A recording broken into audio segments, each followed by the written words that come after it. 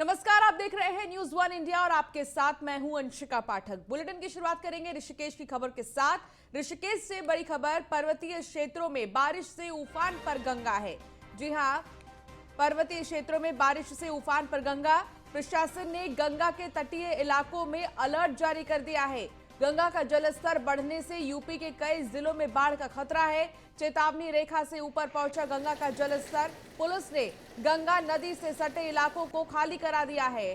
चेतावनी रेखा 1 metre 30 centimetre ऊपर पहुंचा जलस्तर। लक्ष्मण झूला, स्वर्ग आश्रम सहित सभी घाट गंगा के जल से डूबे। प्रशासन ने अनाउंसमेंट कर घाट के पास नहीं जाने की चेतावनी दी है। तो तस्वीरों में आप देख सकते हैं न्यूज वन इंडिया पर यह एक्सक्लूसिव तस्वीर, जहां साफ देखा जा सकता है कि खतरे के निशान के ऊपर गंगा बह रही है। और ऐसे में प्रशासन की तरफ से उन तमाम क्षेत्रों को चेतावनी जारी कर दी गई है जो आसपास रहते हैं। उन लोगों को कहा गया है कि अभी फिलहाल गंगा घाटों पर न जाएं। सर, चेतावनी स्तर से इस चेतावनी स्तर का लेवल है 339.50 है सर। और उससे 1 मीटर 30 सेंटीमीटर पानी थोड़ा ऊपर है। डेंजर लेवल के सर कितने डेंजर लेवल से सर अभी नीचे चल रहा है, मतलब 30 सेंटीमीटर नीचे चल रहा है सर। अभी क्या उम्मीद है, अभी पानी और बढ़ेगा? पानी की उम्मीद सर अभी कोई अनुमान नहीं लगाया जा सकता। पहाड़ों पे जिस तरह से बारिश लगातार हो रही है तो क्या अनुमान बढ़ेगा? थोड़ा बहुत सर बढ़ भी सकता है। तो हो सकता है कि वो आपका डेंजर जोन जो है उससे ऊपर जाए। सर ये अनुमान नहीं लगाया जा सकता सर अभी।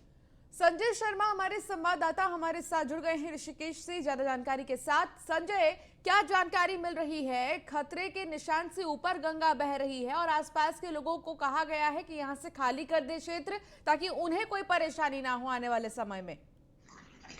जी हाँ, यहाँ पे गंगा का जो जलस्तर अचानक से बहुत तेजी से बढ़ा है, क्योंकि पहाड़ों पे जो बारिश हो रही है, जितने भी पर्वतीय क्षेत्रों पे बारिश हो रही है, और जो वहाँ की नदियां हैं, जो वहाँ की मुख्य नदियां या जो बरसाती नदियां नाले हैं, वो सब उफान पे है। इस वक्त वहाँ से अगर देखा जाए तो इतना पानी आ रहा है कि गंगा का जलस्तर स्वयं इतना बढ़ गया है कि यहाँ के लिए खतरा बन चुका है। और यही जल अगर प्लेन भी जाएगा, नीचे तराई के क्षेत्रों में जाएगा, तो वहां पर जाकर ये बाढ़ का माहौल बना देगा, और जो वहां के लोगों के लिए बहुत ज्यादा खतरनाक हो सकता है। और अगर बात करें यहाँ के गंगा के तट के किनारे रहने वाले लोगों की, तो उन लोगों के लिए सरकार ने शेल्टर होम खोल दिए हैं, और जहाँ भी धर्मशालाएं हैं या जो भी स्कूल वगैरह हैं, वहां पर रहने के लिए उनको खाना और रहने की पूरी सुविधा उपलब्ध कराई। अभी एसडीएम साहब से बात हुई थी तो उन्होंने शेल्टर होम्स की बात करी कि उनको हमने यहाँ पर खोलकर उनको रहने की पूरी व्यवस्था कराई। अभी जितने भी मलिन क्षेत्र है, गंगा किनारे रहने वाली झोपड़ियां हैं, उन सब लोगों को वहां से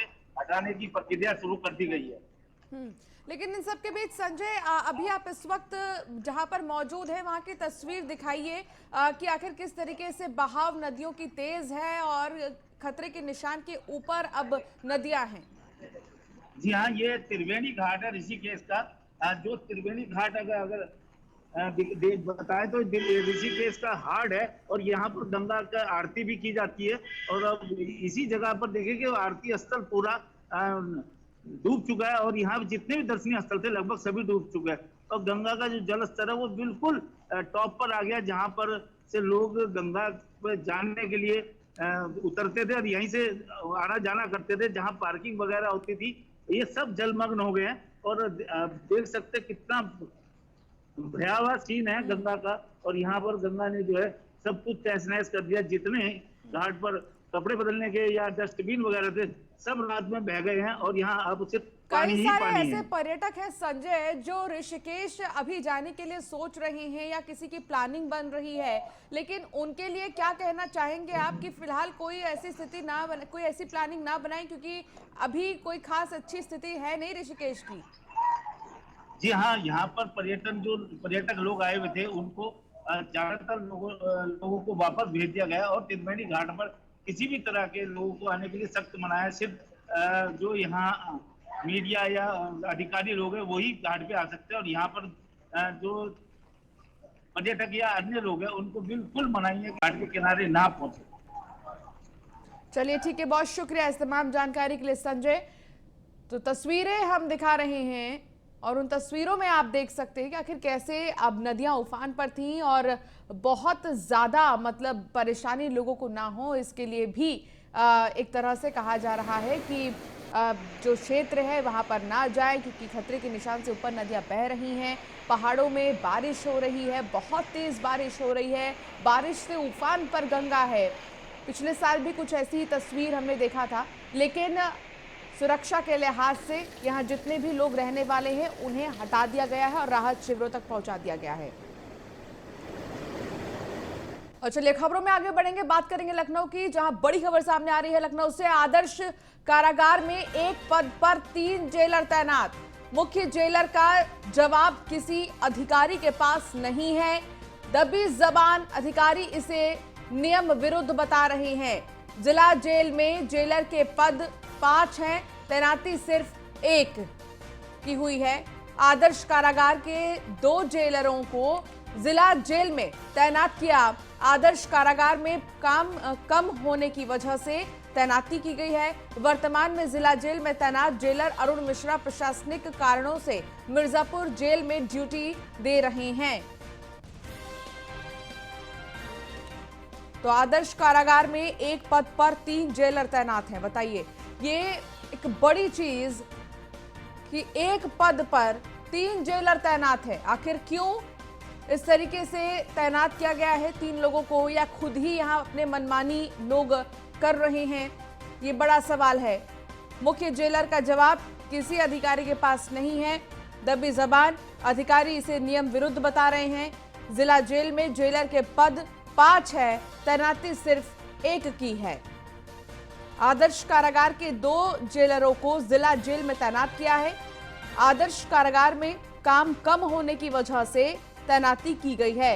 वर्तमान में जिला जेल में तैनात जेलर अरुण मिश्रा प्रशासनिक कारणों से मिर्जापुर जेल में ड्यूटी दे रहे हैं।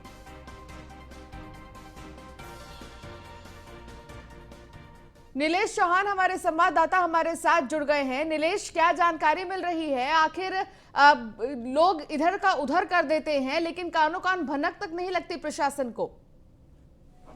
देखिए, बिल्कुल जिला कारागार की बात करें या आदर्श कारागार लखनऊ की बात करें, आदर्श कारागार लखनऊ को अगर हम देखें तो आदर्श कारागार में मात्र 1 पद है जेलर का। वहां पर 3-3 जेलरों की तैनाती की गई है। 2018 में बीके गौतम को वहां पर जेलर के रूप में तैनात किया गया था। उससे पहले एक डिप्टी जेलर वहां पर मौजूद थे, लेकिन 2019 में अजय राय को वहां पर डिप्टी जेलर के पद पर तैनात किया गया और 2020 आते आते अजय राय का भी प्रमोशन हुआ और वीके वर्मा का भी प्रमोशन हुआ।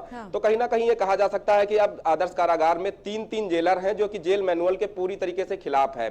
जेल मैनुअल कहता है कि कहीं किसी भी जेल में अगर एक जेलर का पद है तो वहां पर सिर्फ और सिर्फ एक जेलर को ही तैनाती मिलेगी। अगर किसी स्थिति में किसी का प्रमोशन हुआ है तो प्रमोशन होने के बाद उसको दूसरी जेलों में स्थानांतरित किया जाएगा या दूसरे कामों में लगाया जाएगा, लेकिन आदर्श कारागार में ऐसा नहीं हुआ। वहीं अगर हम जिला कारागार लखनऊ की बात करें तो जिला कारागार लखनऊ में 5 जेलरों के पद हैं, जहां पर एक ही नियमित जेलर है जो भी प्रशासनिक कार्य से मिर्जापुर जेल में इस समय ड्यूटी कर रहे हैं। तो वहीं जो 2 एक्स्ट्रा जेलर हैं जो आदर्श कारागार में तैनात हैं, उनको काम कम होने की वजह से अब जिला जेल में तैनात किया गया है। तो कहीं ना कहीं ये कहा जा सकता है कि जेल मैनुअल के खिलाफ ही दोनों जगहों पर काम हो रहा है। आदर्श कारागार की अगर हम बात करें तो आदर्श कारागार के जो कैदी हैं वो जेल के बाहर भी जाकर लगातार काम करते हैं, चाहे वो तेलीबाग का इलाका हो या फिर सरकारी काम दूसरे हो, वहां पर वो जाकर काम करते हैं। लेकिन जिला कारागार की अगर हम बात करें, जिला कारागार को देखें तो वहां पर 5 जेलरों की तैनाती होनी चाहिए थी, वहां पर सिर्फ और सिर्फ 1 नियमित जेलर है, 4 जेलर कम है। वहीं दूसरी ओर जेल मैनुअल के खिलाफ आदर्श कारागार में 1 पद है और 3-3 लोगों की तैनाती है। तो कहीं ना कहीं इस पूरे मामले में जो आला अधिकारी हैं वो कहीं ना कहीं चुप्पी साधे हुए हैं। उनका साफ तौर पे ये जरूर कहना है कि ये जेल मैनुअल के खिलाफ है, लेकिन इसके खिलाफ आवाज उठाए कौन? जो आवाज उठाएगा तो कहीं ना कहीं उनको बड़े अधिकारियों का गुस्सा झेलना पड़ेगा। अब देखने वाली बात यह होगी कि अभी तक इसको लेकर कोई कार्रवाई की गई है क्या नीलेश? अगर नहीं की गई है तो ये बहुत बड़ी लापरवाही है, क्योंकि इसी तरह अगर चलता रहेगा तो जितने भी कैदी हैं वो भी फॉर ग्रांटेड लेने लगेंगे अपनी सजा को।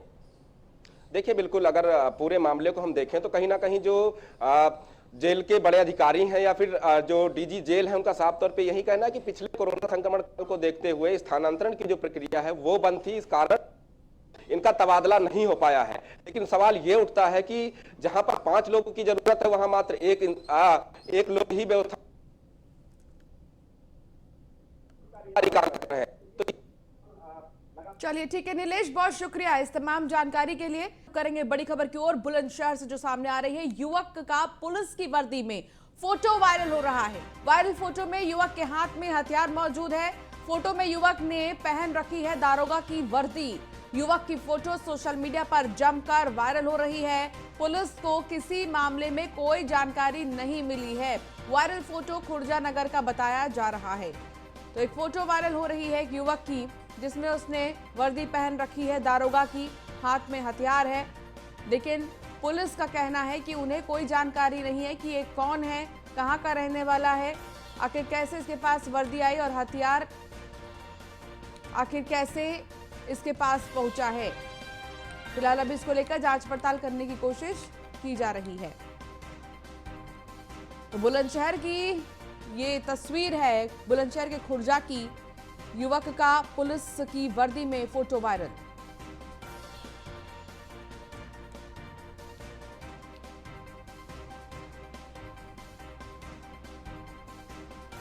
तो युवक का पुलिस की वर्दी में फोटो वायरल। वायरल फोटो में युवक के हाथ में हथियार मौजूद है। तो आगरा से बड़ी खबर आपको बता दें, ऐतिहासिक स्मारकों में तीसरे दिन भी पहुंचे कम पर्यटक। फतेहपुर सीकरी स्मारकों में पहुंचे केवल 170 पर्यटक। पहले दिन 70, दूसरे दिन 85 और तीसरे दिन पहुंचे 170 पर्यटक। पर्यटन क्षेत्र से जुड़े लोगों के सामने रोजी रोटी का संकट खड़ा हो गया है। एएसआई के गाइडलाइन ने सरकार से मदद की गुहार लगाई है। पर्यटन स्थलों को 7 दिन खोलने की अपील की गई है। तो अभी पर्यटन स्थल सिर्फ सोमवार से शुक्रवार तक ही खुल रहे हैं और वो भी कम समय के लिए। स्थिति बहुत ख़राब है। जब से ये पर्यटन स्थल जो है 3 दिन पहले खुला है, पर्यटकों की संख्या बहुत कम है पहले के मुकाबले। पहले दिनों में क्या स्थिति रही है पर्यटकों की? पहले दिन यहाँ फर्स्ट डे जो है 70 रहे, दूसरे दिन जो है 85 रहे, तीसरे दिन आज थोड़ी बढ़ोतरी हुई है, कम से कम 170 है। अभी जो कोरोना को लेकर ये 5 डे यहाँ खुलने का जो निर्णय लिया गया है, उस बारे में आपकी क्या राय है? ये निर्णय जो है बहुत ही गलत है। जो है वो पूरा 1 वीक जो है पूरा चालू रहना चाहिए, क्योंकि 1 वीक में जो है संडे सैटरडे तो बहुत ही मैन होता है पर्यटन स्थल के लिए। इससे कोविड-19 के बाद में लगातार जो पर्यटन स्थल थे उनको लॉकडाउन के चलते उनको बंद रखा गया था। तो वहीं आज से 3 दिन पहले पर्यटन स्थलों को टूरिस्ट के लिए खोला गया है। इसके लिए आज हम पहुंचे हैं फतेहपुर सीकरी के जो विश्वविद्यालय स्मारक है वहां की स्थिति का जानने के लिए कि यहाँ जो पर्यटक को लेकर क्या स्थिति है। तो हमारे साथ में मौजूद हैं जो इस्माइल मेवाती हैं, जो गाइड हैं एएसआई के। उनसे हम जानेंगे, उनसे बात करेंगे कि यहाँ पर्यटकों को लेकर क्या स्थिति है। सर, आपका परिचय? मेरा नाम इस्माइल खान है। आज यहाँ जो वर्ल्ड मोनूमेंट है, जो स्मारक हैं, आज उनको खुले हुए आज तीसरा दिन है। आज यहाँ क्या स्थिति देखने को मिल रही है? एक्चुअल में ये जो खुला हुआ है अभी पूरी तरह से, जैसे कि पर्यटकों का जो रुझान है वो कम है। पिछले 3 दिनों में क्या स्थिति रही है यहाँ पे? 3 दिनों में पहले दिन लगभग 71 या 72 लोगों का पर्यटकों का आना शुरू हुआ, आए हैं। दूसरे दिन 85 के आसपास आए हैं। हमारे साथ में मौजूद थे जो एएसआई के जो गाइड हैं इस्माइल मेवाती। उनका साफ तौर पर कहना था कि लगातार जो पर्यटक हैं उनकी संख्या में इजाफा तो हो रहा है, लेकिन उम्मीद के जो अनुरूप है वो नहीं हो पा रहा है। न्यूज़ 1 इंडिया के लिए चंद्रकांत शुक्ला, आगरा देहात। तो ये हरदोई से खबर, जहां गेहूं क्रय केंद्र प्रभारी की गुंडाई सामने आई है। गेहूं क्रय केंद्र प्रभारी की गुंडाई का मामला, पीड़ित किसान ने केंद्र प्रभारी पर लगाए गंभीर आरोप। गेहूं केंद्र प्रभारी प्रेम कुमार यादव पर गंभीर आरोप लगे हैं। किसान को जमकर पीटने और गाली गलौज का आरोप है। पीड़ित किसान ने थाने में केंद्र प्रभारी के खिलाफ तहरीर दी है। तहरीर देने के बावजूद भी मुकदमा नहीं लिखा गया। कछौना कोतवाली के गाजू गेहूं क्रय केंद्र का ये पूरा मामला है। जब हमने कहा हमारी क्यों नहीं तौली जा रही है, तो मेरे अभी तौल जाएगी उसके, और वहाँ पे ब्लैक में भी तौल रहे हैं। 16-17 रुपए में गेहूँ लेके अलग से खरीद रहे हैं किसानों को, इस यही लाइन से खड़ी हुई है। और उसके बाद में पापा से, और हमने जब पापा से बात करी तो उसके बाद में हमसे कह रहे कुछ कमीशन दो तो उसको तो तौली जाएगी, और हमने कमीशन देने से मना किया तो हमारा फ़ोन तोड़ दिया और हमको बहुत मारा, और उसके बाद में धमकी दे रहे हैं कि अगर यहाँ पे आ गए तो बहुत मारेंगे और यहाँ दिखाई ना पड़ जाना। और गेहूँ तौलाने गए थे तो वहाँ मारपीट हो गई, और जो है किस बात को लेकर? ये जो है कह रहे थे कमीशन नहीं दिया तुमने और तुम्हारी चेक ट्राली नहीं तौली जाएगी, इसीलिए जो है तो हमने कहा थोड़े पैसे जो है दे दो, तो गलत थोड़े पैसे से काम नहीं चलेगा, 1700 के दाम मिलेंगे, 1700 के हिसाब से पैसे दो, तो यही बात से इनको फोन ऑन कर दिया।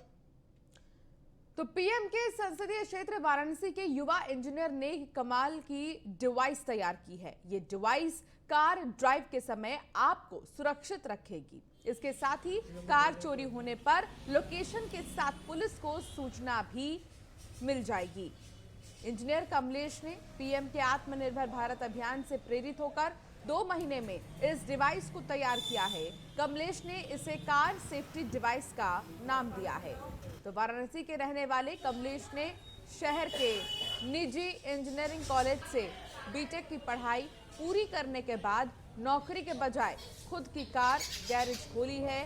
फिर इसमें आधा दर्जन युवाओं को नौकरी दी। देश के लिए कुछ कर गुजरने की चाह लिए कमलेश ने अब गैरेज के बेकार सामानों से कार सेफ्टी डिवाइस तैयार की है।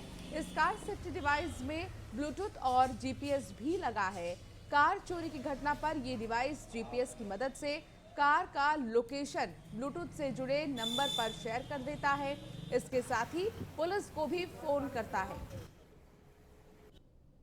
मैंने सोचा कि दूसरों के यहाँ नौकरी करने से बेस्ट है कि मैं अपना सेल्फ दूसरों को रोज़गार दूँ, मैं खुद उसमें लड़ूँ उसके साथ। और मैंने अपने वर्कशॉप में देखा है कि बहुत से ड्राइवर या गाड़ी के आनंद आते हैं बिना सीट बेल्ट लगाए हुए। तो हमने सोचा कि इसके लिए कुछ जुगाड़ बनाया जाए, कुछ इंस्ट्रूमेंट बनाया जाए। तो हमने लॉकडाउन में देखते देखते सोचते सोचते इसमें बना लिया डिवाइस। बिना सीट बेल्ट लगाए गाड़ी स्टार्ट नहीं होगी। अब इस डिवाइस में 2 सेंसर लगा है। एक सेंसर सीट बेल्ट में है, एक सेंसर हमारा इंजन में है। सीट बेल्ट का सेंसर हम सीट बेल्ट में लगाते हैं तो हमारा कनेक्शन जुड़ जाता है, जिसके थ्रू हमारा इंजन स्टार्ट हो जाता है। मैंने सोचा कि दूसरों तो वहीं लखनऊ से खबर, जहां पारस अस्पताल को सरकार ने क्लीन चिट दे दी है। प्रशासनिक जांच के नाम पर खानापूर्ति हुई। 16 मौतों के बाद भी जांच रिपोर्ट में अस्पताल निर्दोष। अस्पताल ने स्वीकार की 28 को हुई 16 मौतों की बात। कुछ दिन पहले हुआ था अस्पताल का वीडियो वायरल। वीडियो में 22 मरीजों की मौत का दावा किया गया था। वीडियो वायरल होने के बाद अस्पताल को सीज कर दिया गया था। जांच में नहीं मिला ऑक्सीजन सप्लाई रोके जाने का कोई भी सबूत। वीडियो लीक करने वालों के खिलाफ जांच की सिफारिश भी की गई थी। तो जांच में नहीं मिला ऑक्सीजन सप्लाई रोके जाने का कोई भी सबूत। आगरा के एक अस्पताल में ऑक्सीजन की कमी के चलते 22 लोगों की मौत की बातें हुई थी, खबरें सामने आई थी और इसको लेकर मुख्यमंत्री योगी आदित्यनाथ ने सख्त निर्देश दे दिए थे और अस्पताल को सीज कर दिया गया था। फिलहाल इस पूरे मामले को लेकर अब भी जांच पड़ताल लगातार जारी है।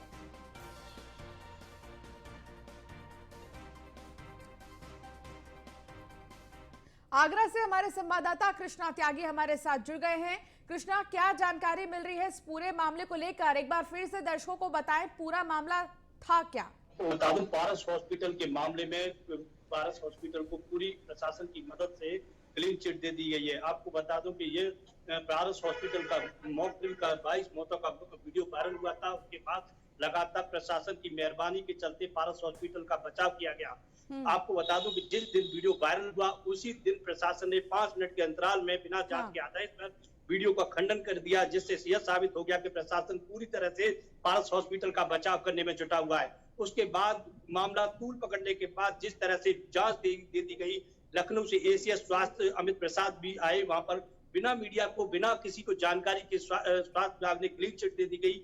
22 मौतों का जिक्र के बाद 16 ऐसे लोग सामने आए, उसके बाद भी प्रशासन ने पारस हॉस्पिटल को क्लीन चिट दे दी। तो जिस तरह से प्रशासन की मेहरबानी पारस हॉस्पिटल दिखाई दी है, तो निश्चित तौर से समझा जा सकता है कि प्रशासन किस तरह से मेहरबान होकर पारस हॉस्पिटल पर पूरी तरह से कृपा बरसा रहा है। जैसे आगरा प्रभु नारायण की बात करें तो लगातार सवालों के घेरे में नजर आए हैं कि जिस तरह से जो मॉकड्रिल की बात की गई, तो वहां पर सीएमओ की मदद से मॉकड्रिल की जा सकती थी या डीएम की अनुमति ली जा सकती, लेकिन पारस हॉस्पिटल ने इस तरह का कोई वाकया दिखाई नहीं दिया। लेकिन जिस वीडियो में पारस हॉस्पिटल खुद अरिंद जैन कहते हुए दिखाई दे रहे हैं कि ये 5 मिनट मैंने ऑक्सीजन को मॉकड्रिल किया गया, उसमें 22 मरीज छट गए। हाँ। उसके बाद भी उस वीडियो के तथ्य के आधार पर भी प्रशासन ने उसे क्लीन चिट दे दी। तो जिस तरह से लोग सामने आए हैं, जिन लोगों ने इस बात की जानकारी दी कि 22 लोगों की मौत ऑक्सीजन की कमी की वजह से हुई, जिन्होंने वीडियोस जारी किया, वायरल किया जिन्होंने, उनके खिलाफ अब क्या कार्रवाई की जाएगी?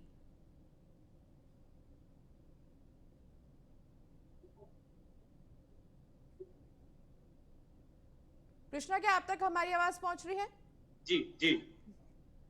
जी कृष्णा, जिन लोगों ने वीडियो वायरल किया था, जिन लोगों ने सवाल उठाए थे अस्पताल प्रशासन पर, अब उन लोगों को लेकर क्या एक्शन लिया जा रहा है?